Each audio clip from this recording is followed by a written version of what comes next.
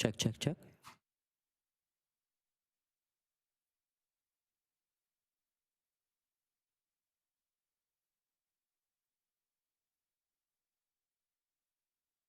Check, check, check.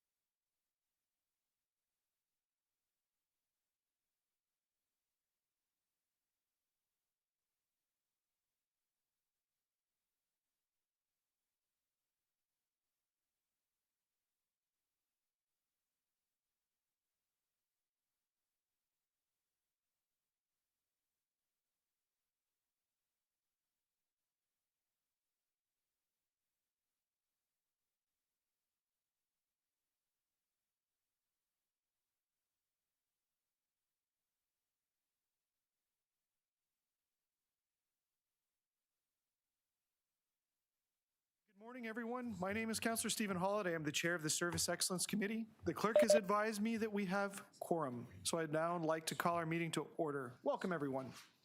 Today's meeting is being held by video conference and in person at City Hall in Committee Room number 2. The meeting is also being live streamed online at youtube.com/Toronto City Council Live. Although we may be meeting in different locations today, the committee would like to acknowledge that the land we are meeting on is the traditional territory of many nations, including the Mississaugas of the Credit, the Anishinaabe, the Chippewa, the Haudenosaunee, and the Wendat peoples, and is now home to many diverse First Nations, Inuit, and Métis peoples. We also acknowledge that Toronto is covered by Treaty 13 with the Mississaugas of the Credit. If you're registered to speak at today's meeting, please listen for me to call your name. I will call speakers in the order that they appear on the list. The list of speakers can be viewed online by visiting the Service Excellence Committee page at toronto.ca/council and clicking the speakers box for today's meeting. Members, the City Clerk has provided all agenda materials on toronto.ca/council and on CMP, the Clerk's meeting portal. I also want to remind you to please submit and approve your motions by email. Staff are available at svexc@toronto.ca to help with motions. Are there any declarations of interest under the Municipal Conflict of Interest Act? If you do have an interest, please raise your hand and unmute your mic. Seeing none, we will proceed.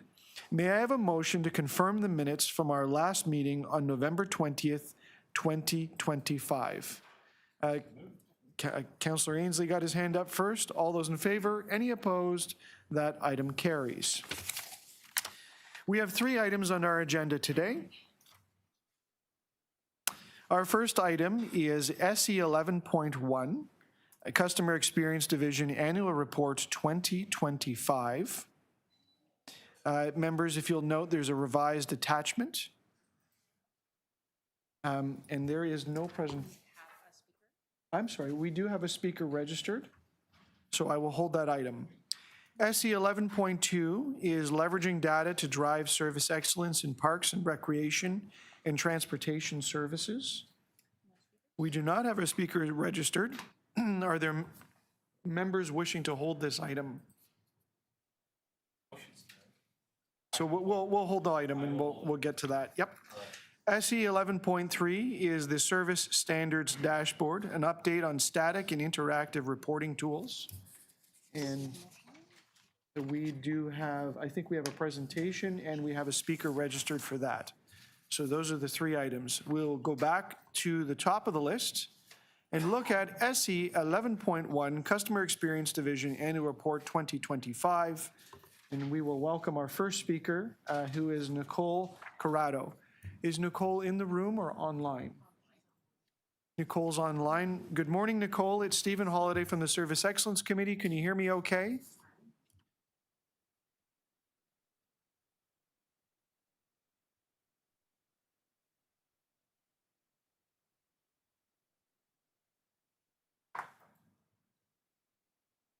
Hi, Nicole. It's Stephen Holiday. Can you hear me okay?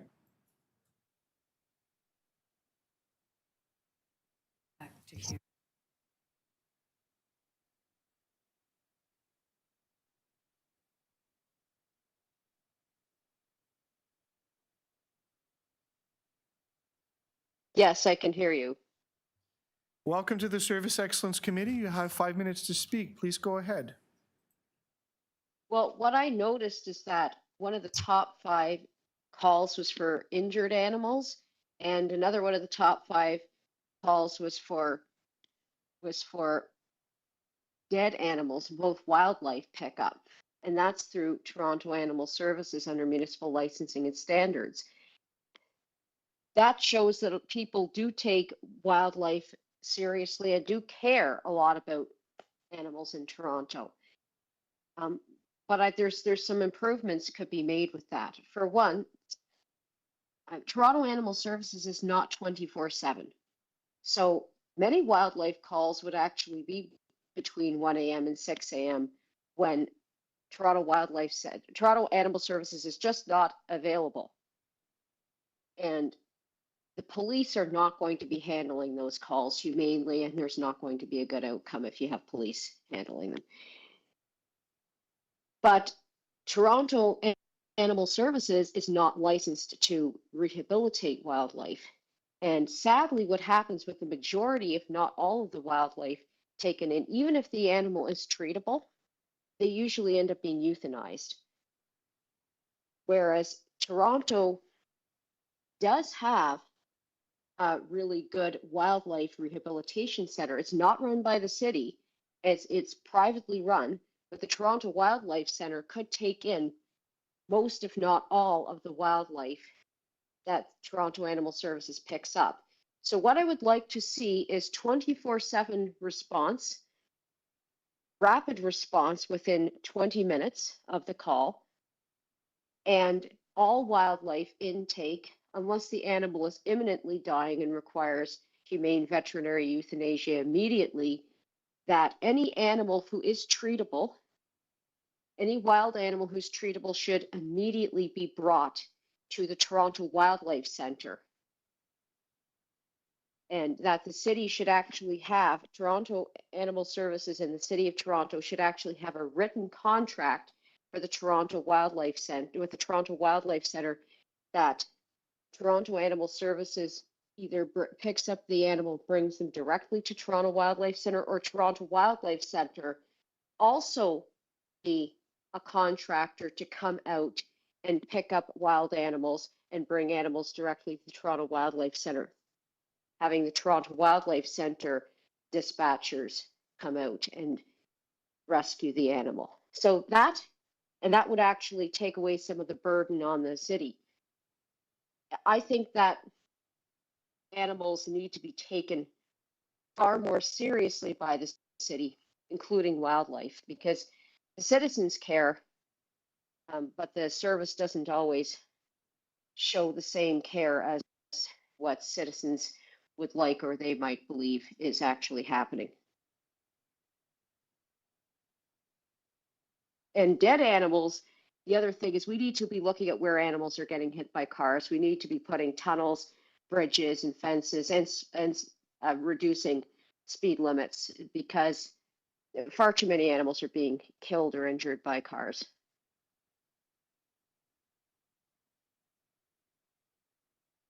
So that's all I was going to say. Any questions? Thank you for your deputation. Are there any members of the committee who wish to ask questions? Seeing none, thank you once again for joining us today. There's no other? Okay. Thank you. That was our speaker. Are there questions of staff? I had one. My question is just about the 311 email channel. I noticed that it showed up in the annual report, and in the annual report, it talked about how it was reintroduced. And I wondered if you could give a quick overview to the committee about how the email channel works, because it's one of those channels that it's not interactive. Somebody sends in an email and it has what it has in it, and it may or may not have everything, as opposed to a call where there's dialogue and questions back and forth. And I just wondered if you could just tell us how it works. To the chair, thank you for the question. We launched the email services through 311 last July. It was a relaunch. The email is anyone, any constituent can send us service request with information. There may be a bit of back and forth if we are missing information. The difference between, to your question, between phoning or doing it online is that we're asking the specific questions that we need, while the email, we may have a bit, it may be longer to respond. So could you just tell us how the email is dealt with? Does somebody on the CXD team receive all the emails and then send them off to the divisions, or do they create the service request just like they would be a telephone call taker? The latter, Councillor. Okay. We would take, our agents are creating service requests based on the information that comes from the email. And if the email was unsatisfactory in so much that it didn't have everything, they forgot to put the address or there was a specific missing, does the CXD staff person then create a back and forth until they get everything they need? Is that how it works? That's correct. We would go and respond back to the email requesting for additional information. My last question, and maybe forward-looking, but are there technologies, I hesitate to use the word artificial intelligence, but are there technologies that are smart in that they can analyze emails and text and either begin to provide an automated response or an automated sorting or queuing of the emails that would help make that channel faster or more efficient? I'm not saying we have it now, but is there opportunity for that sort of thing? Chair, we are investigating technologies. In fact, we are testing a couple of technologies, both in a service request intake as well as responding to the public, but also for our own staff to be able to prioritize and really give us insight into what's coming through. Right. Okay. Wonderful. Thank you. That was all my questions. Councillor Fletcher. Thank you. So I believe the most number of people call 311. That's what we see. They want that live connection. But if you're emailing, what do you get back right away? Do you get back thank you, or do you get a service number back right away, or does it just go in a queue? To the chair, what we send back on emails is an automated response. Thank you for sending your email. And then as we go through in 24 hours is our SLA to respond. If we need additional information, we will go back with questions. If not, we will give them a service request number. Then you'll email them back a service request number. Correct. Okay. The other one is I do have somebody last week that was using AI to report things. So you have a system, you can send it, but it might not be specific. So I gather it's not a person.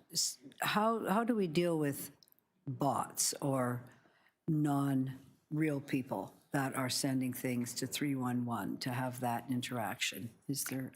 Yeah, no, that's a great question. We've seen the similar bot created here in Toronto and San Francisco. What we're seeing with these bots is for the user, it's user-friendly. All the information comes in, but the rework for the city is not automated. So that's why, as Sonia mentioned, we're working on our own automation internally that supports both how we receive it, but how we can action it. Because to your point, Councillor, a lot of information is missing, and it takes a lot of back and forth to get the right information, where if you call or if you send it through the online channels or self-serve channels, we gather the right information because you're asked the right information. While the other option that we got last week that we saw, it's missing information. So it takes longer for the residents. But the resident's name isn't there either. It's correct. Anonymous. So I guess that's the real question is if I call or I email, now you have a direct connection. When there is no direct connection, how does that work?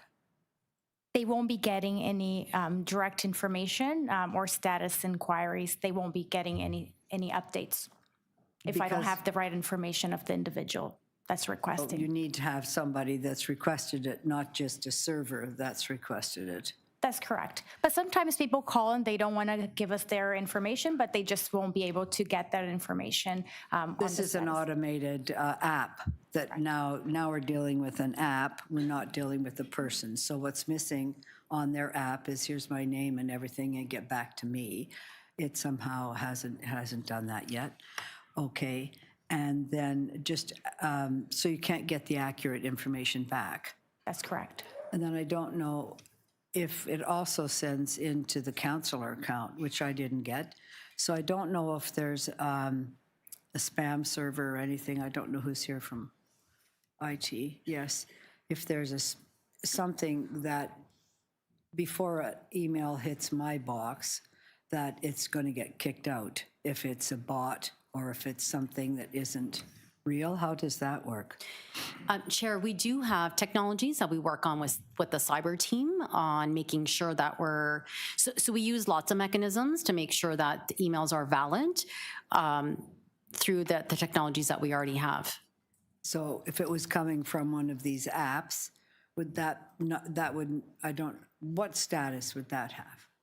So we use what we're called, like, there's a screening process for emails that might come from a server or might come from a bot that gets blocked before it makes it to your inbox.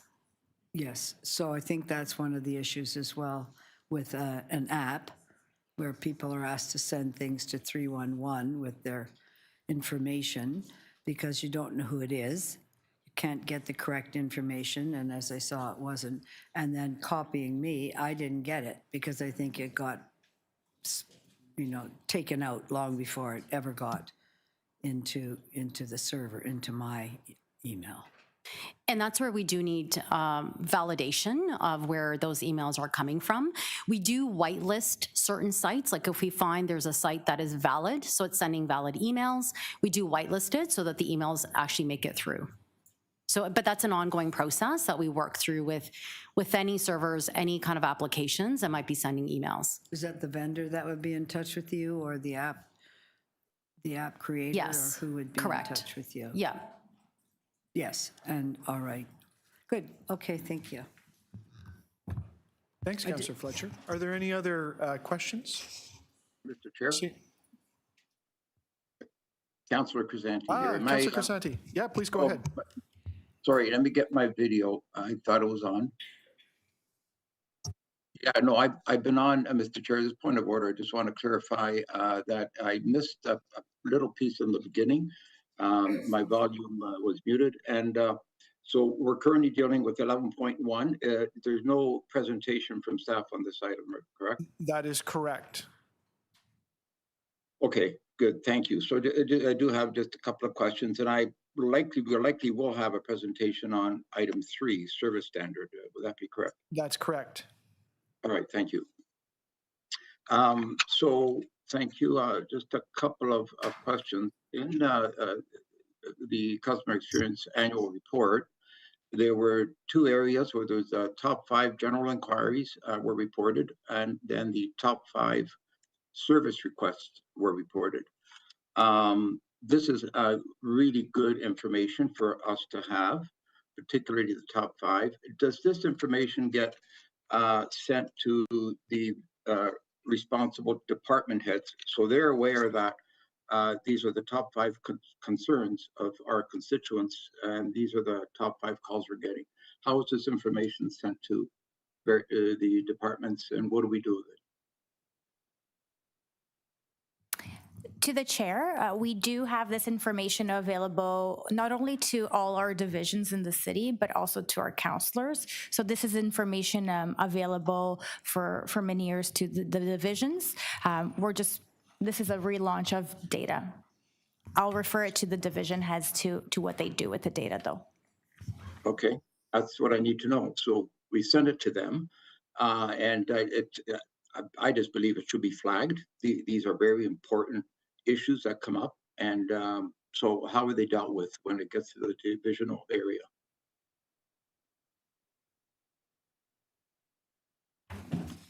Through the chair, so part of the feedback that they would get, the responses will help inform their strategic decision making as well as their resource allocation. So depending on what that feedback is, they'll consider that as part of their annual plan and as well as sort of their resource allocation, depending on the issues that have been identified both through the 311 data and other data that's been collected at the divisional level.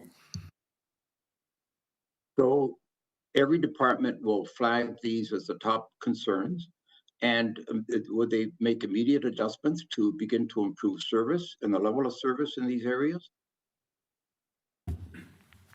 Through the chair, yes, that's correct. So what based on the data that they would collect, they would share that with their staff and ensure that they're incorporating that into their resource allocation, their planning, and make decisions based on sort of some of that information that's been collected from 311. Thank you. So we've don't have to talk about the past snow events that we've had. It's been pretty severe over the last number of months. Can somebody speak to the service level agreement between the city and the contractors when it comes to any damage, for example, snowplow or sidewalk plows doing sod damage and that type of thing. How does that, what is the responsibility of the contractor and the time that the contractor has under our service level agreement to respond? Through the chair, Councillor, the contractor is responsible for any damage they do during the sidewalk plowing operation. Inevitably, we do have damage of a sod, particularly in mild conditions. There is a service request for that. That complaint can come in. It goes to the contractor, and they are expected to do that repair typically within 12 months, but we find the majority of those repairs are done in the spring and the summer following the winter. So I need to be very clear on this. So our service level agreement is, so we actually have an agreement in place that states that the contractor has up to a year to do the repair. I just want to be clear on that. Is that what I just heard? Through the chair, that's correct. It's what our service level agreement is. All right, so I, respectfully think that's just unacceptable because, as I think you just alluded to, the fact that in actual experience, at least in my experience, when a request comes in, the actual service level is far better than that, and we generally get particularly the minor repairs done within weeks, if not within months. So it's done within the season. Is there, and my concern is this, the information that is given to 311, what would that be? How does that sound like? What information do we give to our 311 operators when they report it out either to the councillors' offices or to our constituents? What do they tell them? So to the chair, we would provide the same information that Transportation Services just mentioned. That is what we would give our residents, the 1 year. Okay, and thank you, Danielle, because you and I spoke about this, and I was under the impression initially that the information is incorrect, only because given our experience, the service is provided in a much expedient way. So thanks for that. That's it, Chair. Thanks, Councillor Crisanti. Councillor Ainsley, you had questions? Thank you, Mr. Chair. I wanted to ask, so this time of year being pothole season, so when I was driving to the GO train station this morning and I was driving through my ward to get there, and I drove by a pothole that I thought I had reported over a month ago. So when I looked it up this morning, it did say submitted a month ago. I was just wondering, so if it goes into 2 months, I was wondering why there isn't a submitted date and it says a month ago is my first question.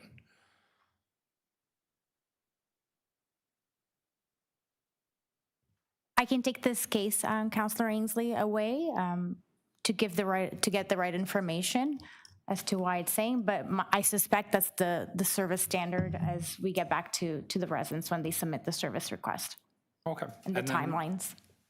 Okay, thank you. And then my next question, I'm probably going to ask it again under number 3. So I submitted it a month ago. My understanding timeline or the service standard for a pothole is 14 days. It's now March 23rd. On the website, when I put in the SRO number, it says expected service delivery time March 3rd, 2026 at 11:12 a.m., which was 20 days ago. I'm just trying to understand, is there a flag that pops up somewhere that says, you've missed your service standard, or why have you missed your service standards? To the chair, so when we are out of SLAs, the divisions do see that we're out of SLAs, and that's when we would action. We also have pothole priority, so if it's a pothole priority number 1, we would have to fix it in 24 hours versus the priority 2, which is 14 days. Okay, and then, so when I looked that up, So transportation staff has obviously looked at it and said, you know, status in progress, this request is being investigated, assessed, and or responded to.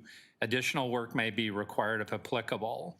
But how do I know as a city councilor or a member of the public when they're looking up if it's a service standard 1 or, sorry, I missed That is, the level of yes, that is, in transportation is about the pothole? that's a great question, Counselor. It's based on the answers that you provide, and we determine the priority. This is also to support no one trying to get on top of the line and gaming the system to get priority 1 and every time they send a service request. But this is how we would let you know the service standard as soon as we know if it's a priority 1 or 2. So you would get an update based on that. So in your case, it doesn't seem like you got priority 1. No. And when they say in progress, so there's no, they haven't given you a priority status, they're just saying it's in progress. And so that is part of, Councillor Ainsley, we know we have a lot of work to do on the closing the loop to better create transparency with the public on what to expect, on what are the next steps. So that is what we're doing and coming back in May to report on as part of closing the loop. Okay, thank you. Thank you very much. Thank you, Mr. Chair. Thank you. Were there any further questions of staff? Seeing none, members wishing to speak on this item?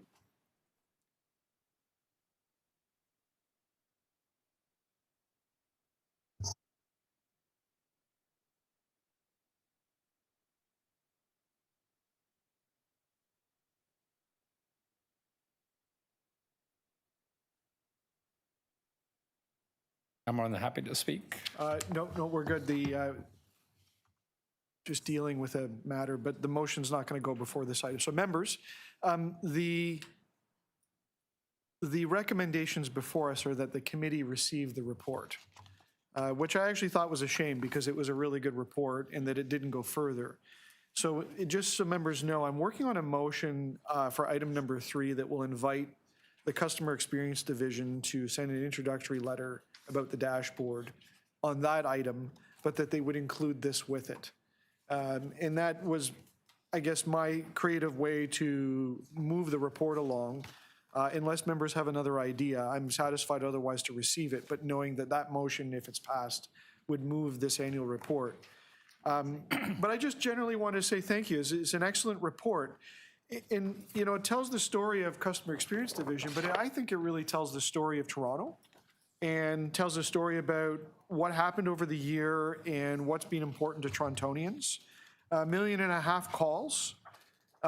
Almost 1 million of those are just for information. And you look and see what's important to people for information. You know, it's substantially property tax, vacant homes tax, utility bill payments, parking, water utility bills. And we find out in 2026, we're going to take a deeper look at what people are calling about and how we're doing with respect to service metrics on tax and utility lines. But also, there's an entire page dedicated to what happened in February 2025 with the winter storm, right? You know, over 20,000 or in the vicinity of 20,000 service requests in the top 5. I mean, that's a lot of calls. And, you know, and I asked questions about the email channel, and of course, we've got the story about parks integration that we're going to hear more about later on. So I just wanted to say that I'm grateful for this, and I just encourage people to take a look at it. It's not a tome, it's a highlight. And as I said, it gives you a little sampling or a little flavor of what the heartbeat of the city is. And I think one of our next items is going to tell us how we can really take a closer look at that. But staff have my gratitude for the work on this. And I would not simply recommend the recommendations here to simply receive it had I not had a plan to forward this in another way. So thank you for that. Anyone else wishing to speak? Councillor Ainsley? Thank you, Mr. Chair. I'll happily support that. You know, I think everybody needs to read this. I hope all of our colleagues will read it. It's full of a lot of data and information about how we deliver services in the city of Toronto and how we deal with some of the problems around those services. I want to thank Danielle and your team for all of the work over the past year, everything they've done in moving our customer service excellent division forward. I represent the City of Toronto on a number of different boards. Federation of Canadian Municipalities, Association of Municipalities of Ontario, for example. And I always have councillors and staff from different municipalities asking me about how our 311 center works, how our customer service division center works. And now I have souvenirs to hand out to take back to their municipalities so they can learn more from what we're doing. So thank you very much, Mr. Chair. Thank you. Anyone else wishing to speak? Councillor Fletcher. Just ditto. All right, I'll reluctantly move the motion to receive the item, knowing full well we're going to deal with it somewhere else. But all those in favor, any opposed, that item carries. Okay, on to the second item, SE 11.2, which is leveraging data to drive service excellence in parks and recreation and transportation services. Councillor Ainsley, you held it. Are there any questions to staff? I've got a couple. I'll just set my timer. Okay, buried in the report, which I don't have in front of me, it talks about the Maximo system and other subsystems that allow transportation services to get, and the GPS system that allow transportation to gain insights on the service requests. And I wondered if staff could expand a little bit on how those work and how they're different from what we see on the dashboards or the basic information about the service requests. How are you using that information to go further with your work and your planning? That might even cover parks, I'm sorry, because I think that also involved their part in the report. Through you, Mr. Chair, the Maximo system includes a hotspot mapping, which we use to identify trends. And we can use that to direct our resources for proactive repair of potholes in particular. Okay, and then how does the GPS, I mean, in just a basic sense, what is the GPS telling you about, I think it's winter-related requests? Thought that was in here. I think it's called the GPS dashboard.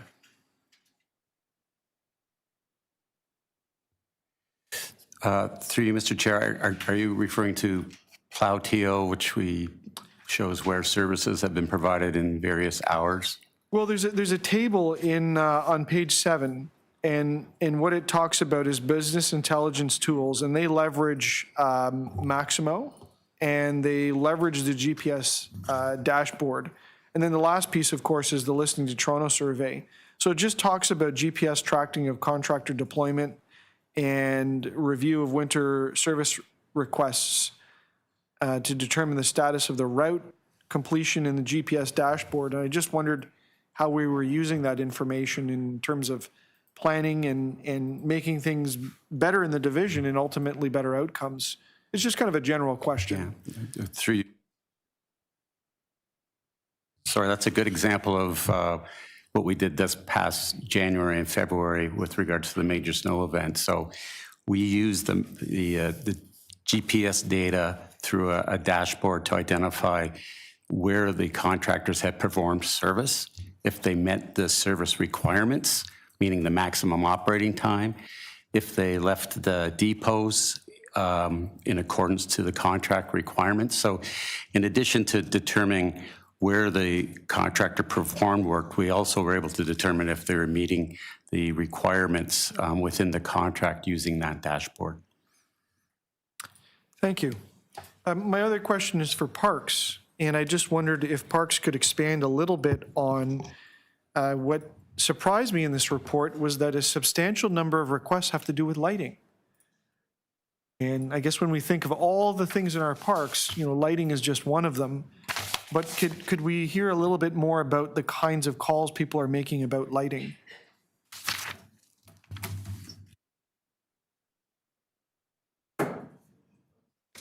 Through you, Chair. Yes, so lighting represents approximately 14% of the calls, service requests that were made related to parks service requests. Specific to lighting are lighting bulbs that are out, perhaps bulbs that have been damaged are the typical types of SRs that we received. So are they lights that light up a pathway, or are they lights that light up a sports field? It could be one or the other. Okay. The other thing that jumped out at me as well from the report was that litter and garbage and that sort of thing was a prevalent service request. And I just wondered if, and maybe this is asking you to speculate, but we don't have a full year's worth of information. This was the fall that this was looking at. But will litter continue to be a top item to think about with respect to parks? Through you, Chair, yes, litter was approximately 18% of all of our service requests. And litter is sort of various different categories, anything from scattered litter to dumping to sharp objects to drug paraphernalia and also hazardous materials. It does continue to be evenly. It's okay. It does continue to evenly be a service request that is high for us and one that is something that we are delving into to help sort of allocate our resources to be able to address sort of what we're. Thank you. Are there any other questions? Yes. Councillor Fletcher. I'll just ask Mr. Kelleher if you've tracked where the hot spots are litter-wise in parks. So through the chair, solid waste tracks hotspots for SRs related to overflowing bins and illegal dumping. We track that and we allocate resources accordingly. If we look back at the previous report, our service level standard met in parks is 98% for garbage and 100% for litter. So Or recycling, sorry. do you have the hot spots tracked for Yes. parks? Yes, we have Yeah, okay. hotspots All right. identified for parks. And so I just think it will be good to go to the next level here. I see from listening to TO, so 311 data is geographically specific, correct? Yes. Correct. So we have this many sites where there's garbage, or this many sites with lights issues, or et cetera, et cetera. So you can track that and we can know that. Listening to Toronto does not do the same thing. Is that correct? Through the chair, yes, that's correct. It would track general sentiments around things like cleanliness, but not specific to like litters per se, but a general theme around cleanliness Yeah. in that example. So I'm just unclear whose decision it was to add listening to Toronto to our first specific data from 311 Parks data. I think it was 38,000. Was it 38,000 over 3.5 months? Do I have that right? Or 83? Do I have it backwards? Which number was it? Could you hold that time, Chair, please, while everybody look? Chair, Stephen, hold the time, please. Of course. Well, you didn't ever put it on, so that's fantastic. It's this touch screen. I swear I touched the button, but How many service requests were there over 3.5 months? Pardon? Apologies, 3,084 service requests over the 3.5 months. 3,084 to start with. And then you can look and see where those came from, but we don't have that data. We don't have that plotted here to understand location. Through the chair, we do know where the locations are. They are not provided in the report, but we can generally tell you that approximately 40% is in the Toronto East York District. The other districts are spread out evenly amongst the other three. I'm just looking for where the spots are, the clusters. And I think that's an important thing always for your service, not service requests. So probably, Chair, I'm going to ask to have that come back graphically. I mean, we could run that in my office, but I think we'll get you to run that. So I'm just questioning the listening to Toronto. It's really nice, but it's quite subjective. It's not somebody that we don't know where that's coming from. So we don't know where the lighting in parks, this notion that people are afraid to go in parks at night, sounds like part of it comes from listening to Toronto. Is that right? I saw that, and we've talked about that before. Yes, that's correct. So there was general, again, it's to evaluate the general sentiment of residents throughout the I city. don't think that's correct. So I understand that's what you think, but I think we need to test that because it might be where the lights are. How do we relate lighting to not feeling safe? Could be neighborhoods, could be police data, could be things are going on in parks that aren't related to lighting, and I don't want to conflate the two. So I don't know how to do this, but I don't think that it's scientific, and 311 to me is data scientific. It's where we actually have data. We now have parks on, and now to have the layer of somebody felt something rather than somebody saw something specific, I'm concerned that it's involved in this report, and I don't know how to proceed with that. So the listening to Toronto surveys is used to sort of, and I mentioned this before, the general sentiment, and in addition to the data results from 311 and other survey results that the individual divisions will run, it's all used in a combination to sort of determine where service improvements need to occur. So the listening to Toronto survey really isn't a catch-all for everything. It's really just to help determine those sort of overall sentiments, and then use that in conjunction with some of the other divisional surveys that the divisions use. So using those all in collaboration to help determine where service levels can be improved or where areas need to be addressed. But I don't see it in the annual report. Is it in here? In terms of the listening to Toronto survey? No, the annual report is a report that CXD has produced. And so So I guess my point is, and I'll speak about that, Mr. Chair, and try to have something where it's not here how people feel and what is it that you're feeling. I'll speak about the parks and being worried at night and all the rest of that as a kind of a general conflation of the two, lights and worried at night. Because we don't know how many. The other question is, this is the trends that you're identifying, but we have no idea what they were before we started identifying them because we weren't tracking. We're correct? So maybe there was always lights out, we just didn't know that. Question, that was a question, this was a question to Parks. Sorry, can you repeat that? Well, there was always lights out. We just didn't know how many because we weren't tracking through 311. Now we know that lighting is an issue. We're acting surprised lighting is an issue, but it could have always been an issue. The same as litter could have always, garbage has always been an issue, but we never had a baseline, and now we do. So were there no lighting problems before, or all we're finding is that people that were identifying it and able to track the service requests now? I would agree. Given the number of light fixtures across the city, there are thousands of light fixtures across the city. Now we have the ability for the public to let us know when a light fixture is out, to allow us to then document it and go out and be able to replace it when required. So I would agree with your sort of summary there. But they could always have called in and be sent over to get the light fixed. It's just there was no tracking previously. That is correct. Okay, thank you. Further questions? With the committee's indulgence, I'm just going to go to a second round because I want to pick up on something Councillor Fletcher asked. If I can get this touch screen to work. Councillor Fletcher asked about lighting and the geographic distribution. Do I understand it correctly that the dashboard that we're going to talk about in the next item, we could go and filter down and see a heat map by ward? Is that there? By ward, we can see the heat map.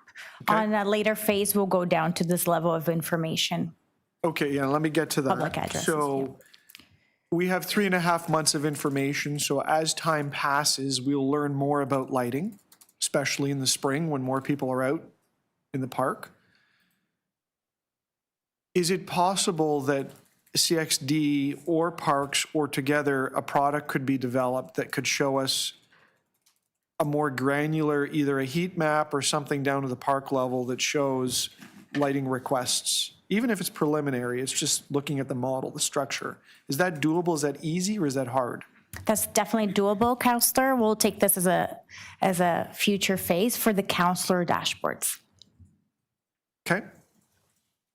Thank you. That was all my questions. Members wishing to speak. What, a motion on the lighting? No, I just want to say that because the report says, or I heard, we're a little surprised about the lighting, because we don't hear about that. We hear about litter all the time. We read about this overflowing, that's overflowing. I understand we're going to get something more granular. All it tells me is that those were happening all along, but now we're tracking. People didn't start calling in about lights because they could call 311. They were already calling. It's just now we know.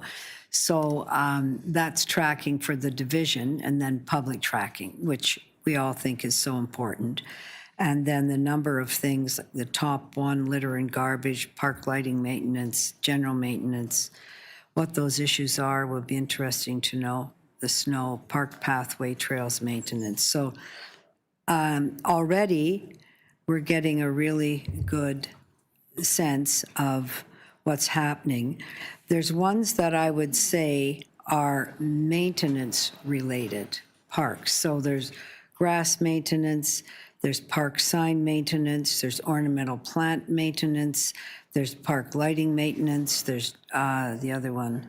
There's just general maintenance, and I don't know if that's over, if you lay those over, if you're finding that there's certain parks where all of those things are taking place, or are they throughout the system? Because it's the first time we're able to have a look here, and we know that parks are on everybody's mind. They're the most loved place in the world. You're so lucky, Ms. Kavakis, to oversee these green spaces. So I think it's great to just keep drilling down a little bit, Chair, and maybe get that granular back on the parks issues so that we know those hot spots. In fact, I know a few that Mr. Kelleher and I know about on the parks. Are they on the boulevard side? Are they deep in the parks? Is it constant? Is it chronic? In order to be able to snuff some of these things out early, if they're chronic and there are a number of them in the same parks, then I think from my standpoint and your standpoint, now that we know that, then that's going to get special attention right away in order to make sure that's not happening. And then I'll just say about Listening Toronto, which I think is great to have that, where people's sentiments about the city are quite clear. I don't think it has a place in this park survey, and I don't know why. We could listen to Toronto about we could have it in on congestion. We know how people feel. And so that might drive certain things. But for me, it was the lighting and parks being dangerous. Which parks do people feel aren't safe at night? Every park, generally, or certain parks, in which case, what happens in those ones? Are they places where there have been fights? Are there gangs? Are there no lights? Are it just what makes people feel that way rather than in general? Because at night, does that mean 3 a.m? Does that mean after dark? I don't know. So I really have a problem with that being a so-called data source in this report. And I would ask that it be fixed, actually, because it's already been a headline that said people don't feel safe in parks at night based on this report. And I don't think that's right, because we don't know if that's really true or if they're just talking about their park. Thank you, Councillor. So, Chair, I'd like to know how to deal with that. Councillor Ainsley. Yep. Thank you, Mr. Chair. So I have a motion with 2 recommendations. They're very similar. One's for the General Manager Parks and Recreation, and the other for General Manager Transportation Services, also General Manager Toronto Water and General Manager Solid Waste. I'm asking General Manager Parks and Recreation and Transportation both to report back to this committee through the executive committee at our May 14th meeting on how they use 311 data as well as other data sources to identify trends and make service improvements. And the other one is for Toronto Water and Solid Waste Management. I was told they needed more time to collect this information and report back. So I'm asking for them to report back on July 6th on how they use 311 data as well as other data sources to identify trends and make service improvements. Thank you. Thank you. The clerk's just asked for a moment to get that motion up. Motions.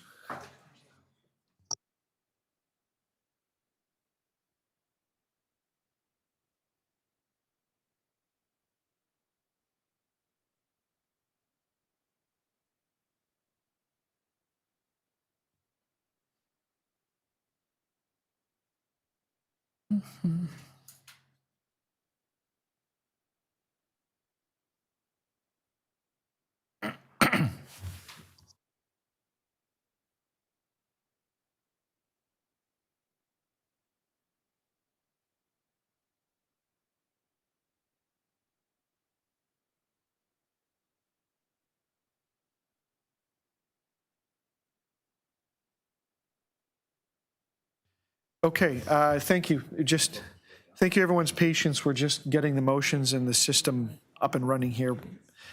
I did want to speak and I did want to move a motion. So my motion asks staff to take a look at what Toronto Hydro has been doing with respect to street lighting. And I can tell you, they've got a great system. If you have a street light out, you go on their website, you go to the map, you find the street light, you click on it, and you answer some questions, and a truck comes like a day or two later, maybe a little more, and they fix the light. And my experience with it is great. I'm not suggesting that we adopt the system, or I'm not even going to suggest what it could be. All this motion is to take a look at that, knowing that we're dealing with lighting. And in fact, if you click on the lighting system and the street light requests, it says if it's a light in a park, call 311. It literally says that on the Hydro website. So I just wondered, I'm wondering out loud through a motion, is there something that we can learn from the Hydro system? Are there opportunities? Are there better pathways for coordination so that it's seamless for citizens? As I said, very efficient, maybe a few more than a few seconds, but certainly within a minute or two, you can report a request and it gets dealt with. And I thought that was a great customer service experience. Just in general about this report, I find it fascinating. It tells us a few things. It tells us, with respect to parks, knowing only 3.5 months worth of information, that the Listening to Toronto survey that talked about people's concern with washrooms wasn't the top issue. It was important, and there was some correlation there, and it's not to say that we should take our eyes off of it, but definitely the cleanliness of litter in parks is really important to people. That may be seasonally adjusted because of the period that we were receiving these requests, and also lighting. And that's something that I didn't expect to see, but it's there. And I think Councillor Fletcher raised a really interesting point, though, is that a proxy for where people are feeling perhaps concerned about their safety or have an interest in the safety? I don't know. But there's definitely a way to take a look. And I thought that was exciting. And maybe lighting is perhaps a story of, if you look back to this annual report, you'll find out that the top service request in the city is a damaged residential bin lid. Well, I know people call my office about that once in a while, but it's definitely not the top call to a councillor's office. And I think that tells me something, that it's not a top call in my office, because I think Solid Waste is doing a fine job fixing that issue. People may be calling 311, but it's being dealt with and it's not being escalated. So is that maybe a story about lighting? And that people are calling it in and it's getting fixed and it's not something that we have to talk about further because it happens? I don't know what the answer is. But I do know that there's a really good information source now, and it's becoming more and more granular. So I think we'll hear a little bit more about that in a minute, but I just again want to express my gratitude for the work in this report. Are there other members wishing to speak? I did have a motion there. So Councillor Fletcher, a motion has come together. Did you want to give that to the committee? And thank you to the clerk for putting that together. I just want to see the clusters when we get back together again, please. There it is, the geographic distribution. So basically overlaid. Great. Yeah. Thank you Okay. very much. Great motion. Any other members wishing to speak? Seeing none, I'm going to go by memory here, but we've got, Councillor Ainsley's got, is it one or multiple? Just one, with two parts. So on Councillor Ainsley's amendment, all those in favor, any opposed, that carries. On my amendment concerning the, looking at the Toronto Hydro System, all those in favor, any opposed, that carries. And on Councillor Fletcher's motion concerning the geography, all those in favor, any opposed, and that carries. And on the item as amended, all those in favor, any opposed, that carries. Thank you. We'll go to item number SE 11.3, which is the Service Standards Dashboard, an update on static and interactive reporting tools. Just going to confer with the clerk.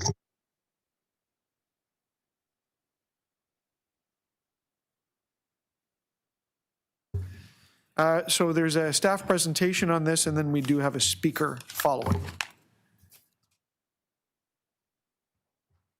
So welcome to the CXD team. We'll give them a moment to set up.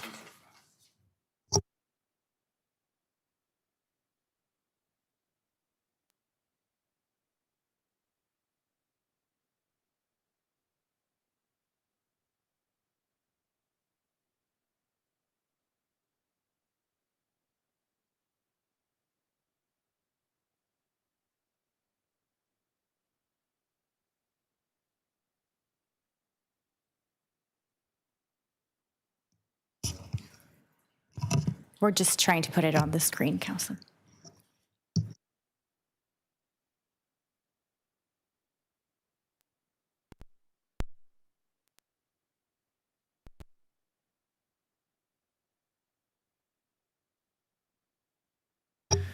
Welcome. Please go ahead as soon as you're ready. Thank you. And good morning, everyone. My name is Daniele Serafim. I'm the Customer Experience Division Head. With me today, happy to have Rebecca Patrick, Manager of Strategy for the Customer Experience Division. We're very pleased to be here today to present our City Services Standard Dashboards, long-awaited. Before we begin, I want to acknowledge and thank the many partners who have contributed to this work, including the public, our residents. This has been a truly collaborative effort with strong partnership from Technology Services for their support in building the platform, helping us move towards a more modern, interactive, and sustainable reporting tool. I would also like to thank the councillors in this committee and your offices for the feedback you've provided throughout the process. Your input has shaped how these dashboards were developed, how information is explained, and how data is presented. So today we're excited to show you what we have so far, and this is a step forward in how we work and position the city for clear, transparent public reporting. Next slide, please. Okay, so this slide outlines our roadmap to publicly report on performance standards for the integrated divisions into 311. So those are 6 divisions. Phase 1, we spoke in October. It was our static dashboards. We're now in phase 2. So phase 2 are interactive dashboards, which launch, happy to say, last Friday on the 311 website.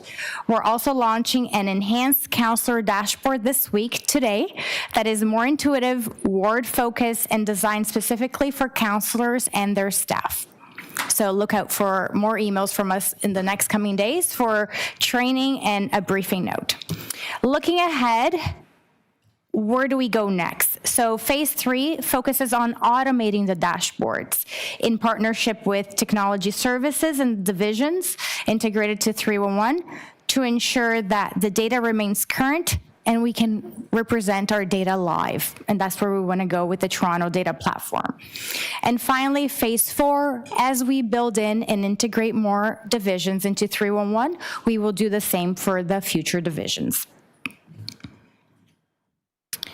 So this slide outlines how we responded to council direction, which asked us to provide greater detail in the dashboard, an overview of each service and clear description of the service levels. So in response, we enhanced the recently released Q3 and Q4 static dashboard. So we added more clear explanations throughout, including what each metric is measuring, adding descriptors like was it responded, was it completed, to reduce any confusion and misinterpretation. We also introduced a glossary of terms for every service included in the dashboard, providing a plain language overview of the service and associated service standards. This will support users to level set service standards expectations and understand their timelines for their service requests. Overall, this work directly reflects councillor feedback and ensures the dashboard are not just transparent, but also clear, accessible, and meaningful for both the councillors and the public. So moving on to the interactive public dashboard. So we will now no longer need any static dashboards. What we would really like to focus today is this launch. So these dashboards replace the need for the future static versions and bring all 301 related service requests across our integrated divisions. The data is refreshed monthly for the public dashboard. It includes up to 7 years worth of historical information and allows users to filter by word, date, service category, and division, making it easier to explore, understand service data, come up with trending, and so forth. We've also built in plain language features, including a detailed service index, glossaries, and direct links to the 311 portal to explore your neighborhood maps, to support clearer interpretation of the data and help connect the residents and our customers to where they want to go next as they explore the public dashboard. So most importantly, this matters because it delivers more comprehensive data, a faster and more intuitive user experience, and greater transparency, enabling residents, councillors, and staff to independently access and explore service performance. So how did we do this? So the customer experience service design team engaged a range of external partners: Digital Citizen Advisors Group, Civic Tech Toronto, University of Toronto, Toronto Public Library, in addition to internal partners like councillors, to gather feedback from end users and understand what residents value most in public dashboards. Across these conversations, the feedback was very consistent. Residents want clarity at first glance, plain language, simple, well-structured views, and service categories that reflect how they see the city. At the same time, we look to leading jurisdiction scans, such as New York City, that use similar interactive dashboards to provide transparency and help residents better understand service performance. So together with this public feedback and jurisdictional scans directly shape the design of our dashboards, which we will be showing later in this demo. So how did we address the public feedback we received this year as we launched this? So based on user input, we added a clear how-to guide to help residents understand how to use the key features of the dashboard and navigate the information more effectively. We also adjusted language throughout the dashboard to ensure it's simple, plain, and understandable to the general public, reducing the risk for misinterpretation. In addition, we updated the mapping features to improve legends, increasing visual size, and enhancing color contrast, making the information easier to interpret at a glance. This is a not one-time exercise. We will continue to refine and improve the dashboards based on feedback submitted through the toronto.ca or through 311, ensuring the tool remains clear, accessible, and updated. In addition to the public dashboards, we're very happy to launch our new councillor dashboards. These dashboards are designed specifically for counselors and their staff with a strong emphasis on intuitive self-serve reporting. We get over 1,000 requests a year for reporting, and this is where you can now go and gather information. They provide ward-specific views, topic-based reports, enabling quick access to the information that matters most to your residents without the need to request custom reports. Counselors can now self-serve, independently explore the data, and generate reports on trending issues. For example, during the winter storm events, a winter-specific dashboard was submitted daily. Now, we can save that report for future visions on the counselor dashboards for your review.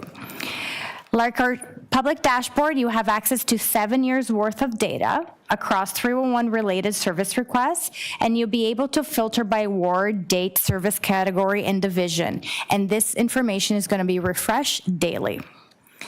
You'll also be able to bookmark views and download the data for your records. And we are working with technology services on getting this dashboard on the channels on TV in counselors' offices, allowing you to watch the citywide performance dashboards in your office. So please look out for a communication from us, including a briefing note and training for your office on how to use this tool. Importantly, the counselor dashboard matters because it delivers a faster, more intuitive experience than the current BI tool, which is a business intelligence tool that needs a little bit of a facelift, making it easier to explore our data, allowing each counselor to focus on the services and issues that matters most to our constituents. And now we will play a brief video walking you through the existing features of our interactive service standard dashboard for the public. The Service Standard Dashboard brings together 7 years of 311 related data from open data into one place that's easier to explore, filter, and drill into. Use filters to narrow what you see, click on charts to update the rest of the page, and hover over visuals to view additional details. When you select a value, such as service category, ward, or division, the dashboard automatically updates all related charts, making it easy to explore patterns and trends. You can also use focus mode to expand any visual and see it in greater detail. If you need the underlying data, you can click on the 3 dots in the corner of a chart or table to export it for further analysis. This page provides an overview of service requests submitted through 311 with 7 years of data.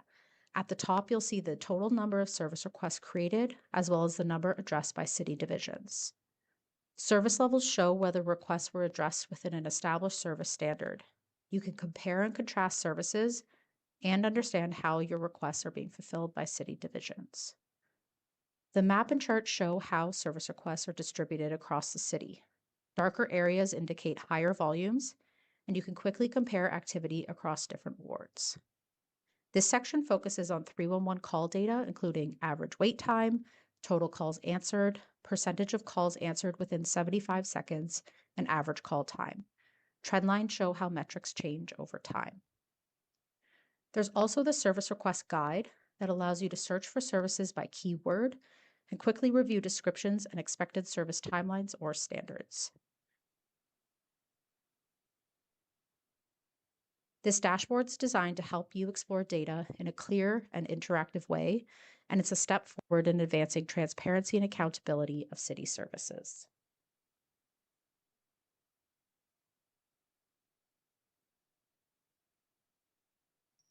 Thank you for listening to our presentation today. I'm happy to answer any questions. Thank you. We do have a speaker, which we will go to.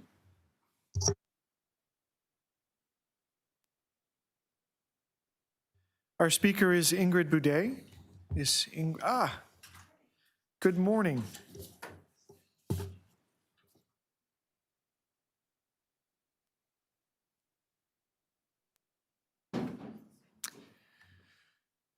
Welcome, Ingrid, to the Service Excellence Committee. Thank you. It's great to be here. Are you all set? I think so. Thank you.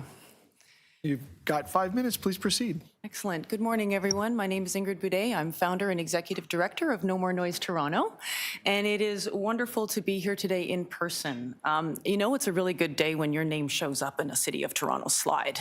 That's wonderful. So No More Noise Toronto is a federal not-for-profit. We now have a leadership team of 18 people. We're data-driven and process-oriented, so we love this committee. And really, we've got thousands of supporters, but really, who doesn't want a good night's sleep? I think we all do. And we're really lucky to be able to be collaborating across city divisions to help reduce noise.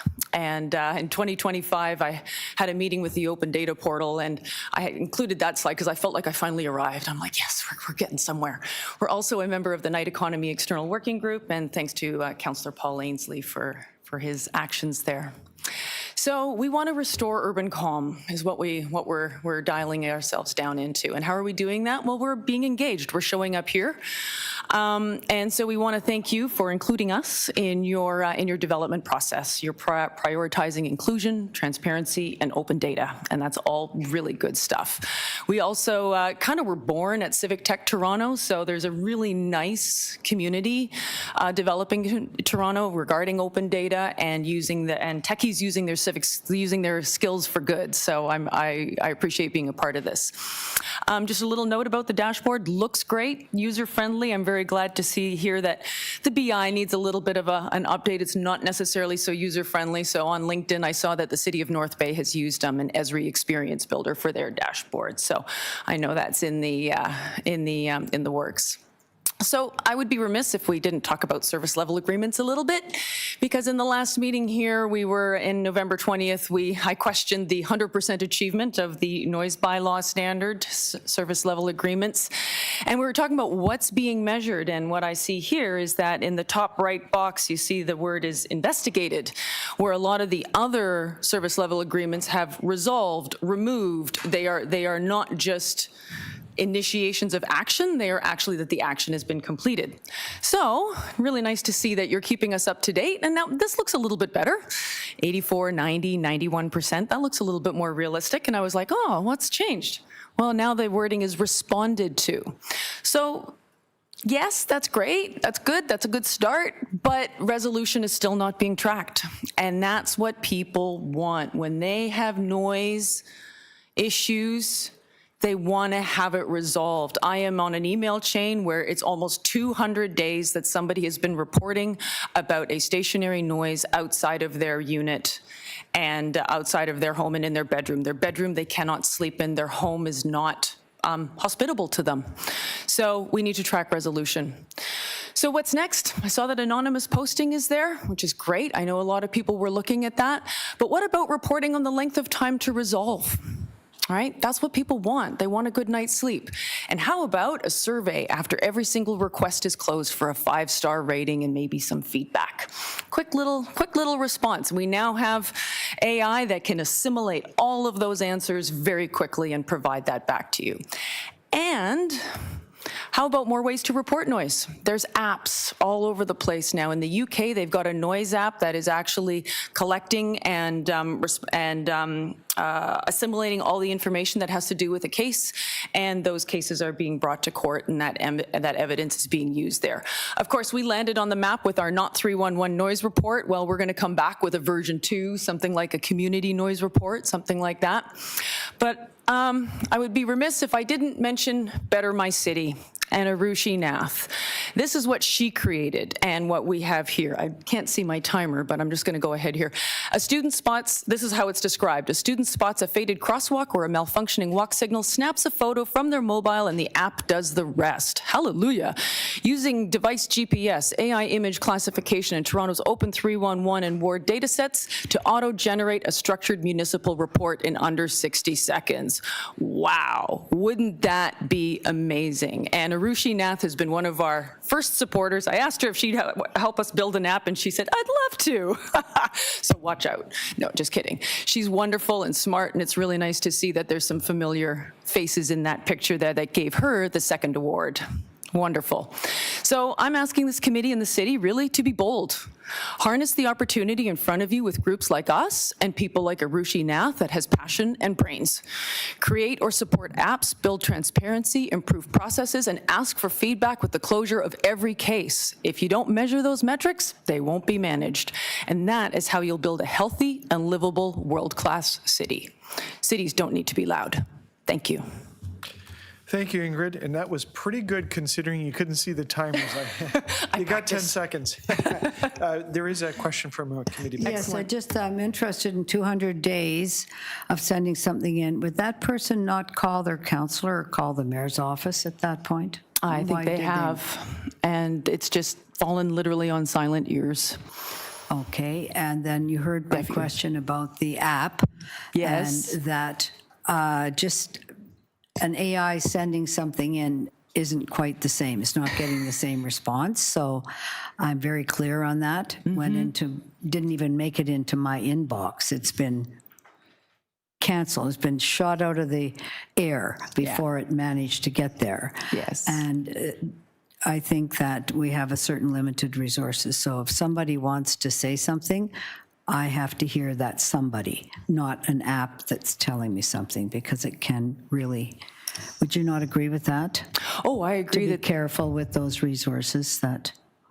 Absolutely, and that's where technology is advancing almost faster than we can keep up with it, and so I 100% agree with you, but I think there's also, The technology is advancing, but it's not advancing in saying, oh, Paula Fletcher sent that, and you have to get back to her. It's the email address of the app, not, and there's MFIPA, there's everything considered there. This is, would you not agree that number one job of the city is to protect our information? Because once somebody gets in, think of all the information that we're hosting here. Like, there's nothing more important than the biggest firewall possible.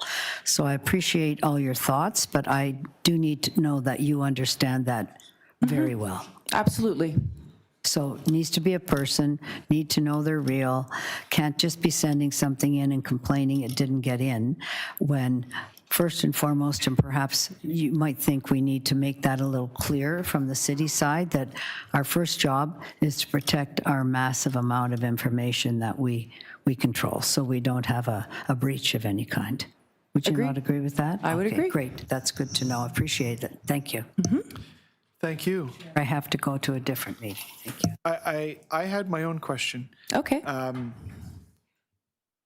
work this timer. There we go. Have you had a chance to see the new dashboard? I did have a look at it, yes, I had a sneak preview. So I pulled up noise, I'm looking at it here. Any guesses where I was looking at the heat map because I was interested where they are. Any guesses where the top noise complaints come from? Vehicle noise from Councillor Pasternak's ward. Okay, you got more than me. I mean, I got Councillor Pasternak's ward, and I was surprised by that. Yeah, so was I. And the second, of course, sort of clustered around the downtown. Yes. But given there's this additional level of data that's out there, and there's more and more coming, how do you see a group like No More Noise Toronto or any advocate group cobbling this together into Toronto's story?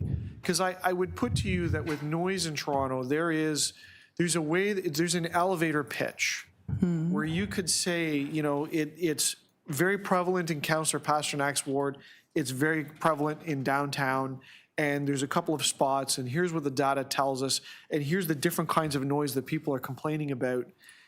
How do you get to that point, or is that something you're actively working on? Because I always ask that question, what's the problem? And maybe it's a few problems we're trying to solve with this, but it now jumps out at you. And I was surprised by this map. There's like a dark red box on the north end of the city. Thank you for your question. So I think so it's called noise complaints, and we're really lucky to actually have a good relationship with Leo Butko and the manager of the noise team. And he said, Ingrid, there has to be a complainant because the definition of noise is unwanted sound. Well, there's a new definition of noise coming out that's unwanted and or harmful sound. So The other thing, so I bring that up because complaint means there's something wrong with me.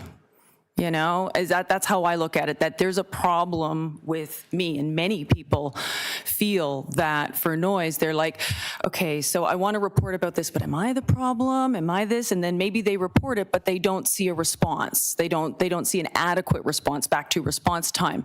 So when you look at those kind of reporting, I don't think that those numbers are accurate yet because there isn't the trust with the city, but there's also this learned hopelessness and helplessness that people feel.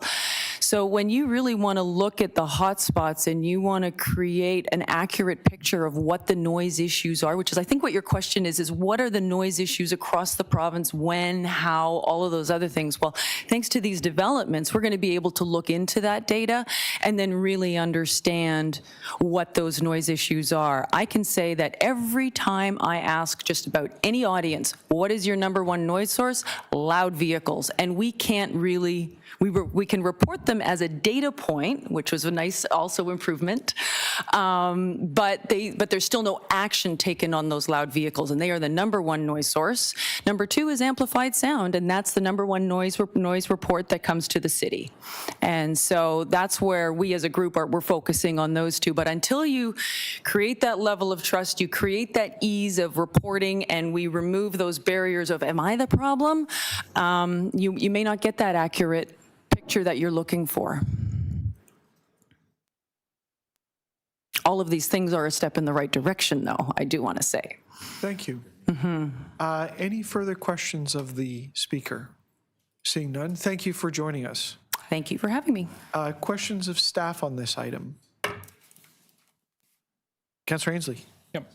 Thank you, Mr. Chair. I want to start off by thanking staff for all their amazing work they've done on both the public-facing dashboard and the councillor one. I'm looking forward to lots of daily reading of the stats in my ward and what's being done. I did have a couple of questions, though.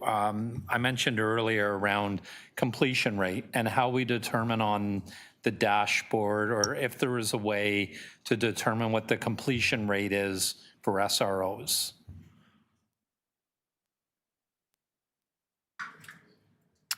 To the chair, we do have the service level standards, Counselor, and that will show the average rate of completion from the service standards set with the divisions. That's what we're showing. But can we determine, so it tells it the service standard rate, but how do we know, can we tell from the dashboard the percentage of time, I guess I'm asking, that standard is met? That is what we are reporting on the service level, the percentage, the average time that is being completed based on the service standards. Okay. So we'll it's know the agreement. It's the average percentage on the service level agreement. Okay. And then is there a way to determine from the dashboard what the intake method is? Because I know we're still have a lot of people, like I happily use the app. My staff email stuff in, but I understand there's still lots of people using the call center. I'm just wondering, is there a way to have that intake method so we know if it's trending up or down, or if more work needs to be done? Because I know the phone calls are much more expensive for us than electronically. So we're tracking on the aggregate level right now, not by channel, but we can take this away, Counselor. Okay. And then I guess the other question I was wondering about was repeat demand, how we determine is there a way to determine if a resident or myself, my office, is repeatedly sending the same SRO in? Yes. So today we track duplicates, so we are able to share that, and we have that information. What we do, we send one request to the division, but we do get back to the different residents that have the same service request. Okay. And then the other question I asked about that the other day on the one dashboard, it has the total number of SROs that come in, and then beside it, completed. And then there's a gap. And how does that get dealt with? Right. And it all depends on the service standards with each division. So some of them may be like over a year, like we heard earlier today. So that's why some percentages are not one-to-one relation. It may carry from last year. So as we show this report as of 2026 January, it's carrying things over from last year. So it's not a one-to-one ratio. And is there a way for me as a counselor to go on the counselor's dashboard to click on that difference to see like where the largest number of finished SROs are? Let me take that away. Today, the dashboard doesn't include the duplicates that we see. So we can take that away. Okay, all right, thank you. Thank you, Mr. Chair. Thank you. Further questions? Yes, Mr. Chair. Councillor Grisanti, go ahead. Yes, so first off, excellent presentation. Thank you very much for that, and really look forward to seeing this enhanced dashboard, particularly the neighborhood maps. 7 years of data. How did you come to that number, 7 years, and why not 10 or 5? Normally, retention regulations come to 7 years, and that's what we've decided to go with.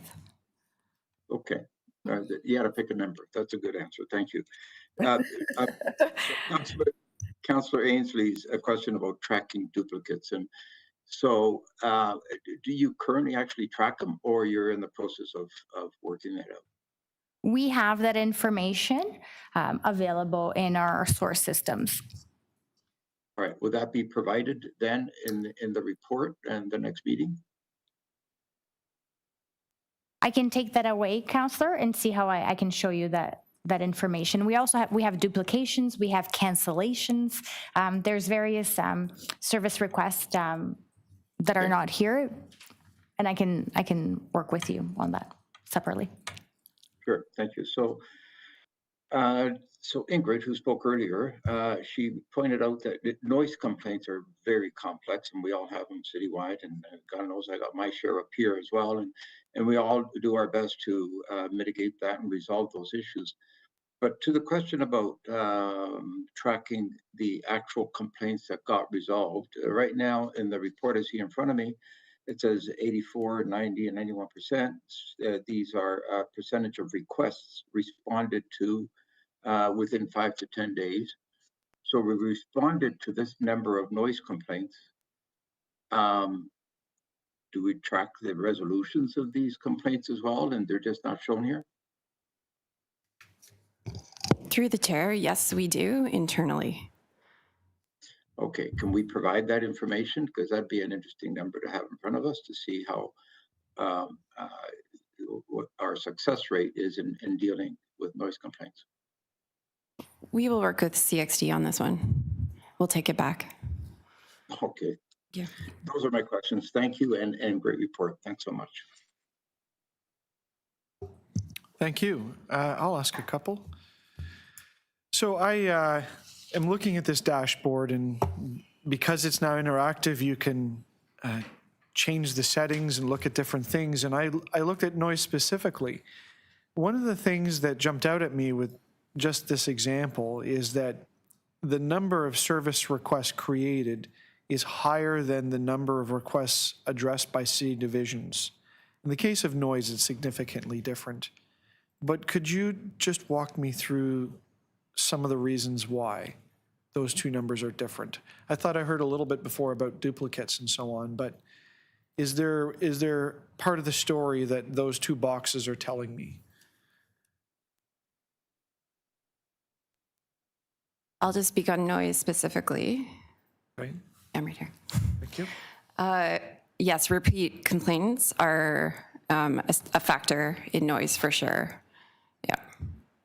The other thing that noise is very interesting about it, and I alluded to it in the questions, is if you look at the map, you find out that downtown, like a lot of the requests, it's a busy spot. We saw that in the report about parks. But York Center jumps out, and it jumps out a lot. So I did filter it a little bit. Moving motor vehicle noise and if I've got my filters right, in 2025, there was like 2,000 complaints. And then you look at the other wards, they're all in the tens, maybe 100. Is there something that this tells us? Like, is there a story behind it? I mean, this is just an example. Yeah, so we are actively investigating this one. It is from one address. So we suspect, and this is back to the conversation about bots, we suspect that there's something automated. So we are looking into this. Yes. Yeah. Okay. And so I think that's the amazingness about these dashboards, right? Is that you can now look at stories and things that are strange, things that stand out. So I guess my general question, and I'll pick on your team, but I guess it applies to any of the management team. When reports are brought to council for various policy changes or asks of city council, has staff traditionally relied on the service request information? Will staff rely on things like the dashboard to tell the story about something in particular? And, you know, another thing about noise is you can see this really interesting sawtooth pattern that happens every year, almost the same way. And you can see kind of like 2 spikes each summer. And those are the busiest times that these complaints come in. And that's kind of interesting, right? There must be something that's driving that. So does this information now get used by the management team to work with public policy decisions or resource planning? So from MLS perspective, I would say absolutely. We are highly data-driven, and it all starts with our service request through 311. We get service requests in other channels, of course, but yes, absolutely. Every time we bring forward a bylaw change, for example, we start with the data as part of our research and development of recommendations.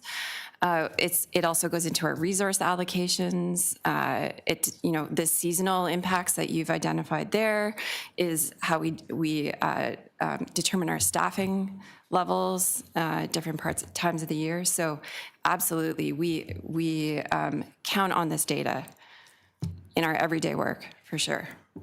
Thank you. That's all my questions. Members wishing to speak? Councillor Ainsley? Thank you, Mr. Chair. I do have a motion that I would like to move.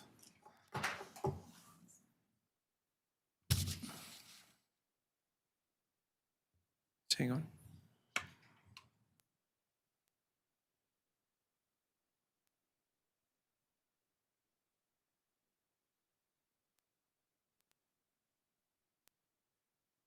Thank you, Mr. Chair. Thank you to the clerks. So my motion is the executive committee requests the city manager to report by the first quarter of 2027 on a citywide requirement or program that when service performance standards are missed or there's persistent performance gaps, the responsible division develop a corrective action plan identifying the cause, clear timelines for improvement, a named accountability lead, ward-level impacts where applicable, and public summary updates aligned with closing the loop approach, which we just saw in the annual report from the Customer Service Division. And Mr. Chair, I put this forward. We have a lot of data that we collect through 311 and the Customer Service Division. You alluded to it earlier in your questions of staff to MLS. It's great to have all the data, but I think I'd like to see a proactive approach from staff on how they're using the data, really what they do with it, that it's not just sitting there. And as counselors, we can look at a dashboard every month, but I'd really like to know what they're doing with it. And if they're not using it, I'd like to know why. And, not to pick on the Transportation Services Transportation Services Division, but it is pothole season. I just had one of my monthly town hall meetings. Generally the highest complaint or concerns from residents is speeding and people running through traffic signs. At this point of the year, it's potholes. It's pothole season. It's probably the #1 complaint that I got at my town hall last month. So this morning, for example, to get from my house to the GO train station to drive through my ward, I drove past 3 different potholes that I know that I filed SRO service request orders with. The first one I drove by, when I looked it up, it actually said it was completed 2 weeks ago, which it hasn't been done. The next one, said I filed it on March 11th. When I looked up the SRO number, it said it was completed on March 12th. Well, it's not done. The third one that I drove by, it was filed in the middle of February. As I asked the head of our customer service division earlier on the 311 website, it says filed a month ago, and it was should have been done on March 3rd at 11:59 a.m., which I appreciate that timeline. But here we are, March 23rd, and that pothole's not done. So I would really like to understand, when staff give us timelines, how they're met or not met, why they're not met. And if they have, as was mentioned earlier around potholes, there's different levels of a pothole. I would like that outlined in 311 for myself as a counselor. So when I have a resident say to me, "Counselor, can you deal with the pothole that's at the foot of my driveway?" I send it to 311, and then a month ago I run into them somewhere and they're like, "Counselor, the pothole's still not done." And when I look it up on my phone, I'm like, "Well, Mr. Ainsley, it was done a month ago." "Well, Counselor, if you want to drive by my house or come by my house and have a cup of coffee, I will show you the pothole is clearly still at the bottom of my driveway." So I would like a report back on these actions, and I'd ask for the committee's report. Thank you very much. Thank you. Other members wishing to speak? Seeing none, I will speak, and I have a motion. May I ask that the motion? Yeah. So members, I alluded to these before. There's 2 parts to it, but essentially it asks the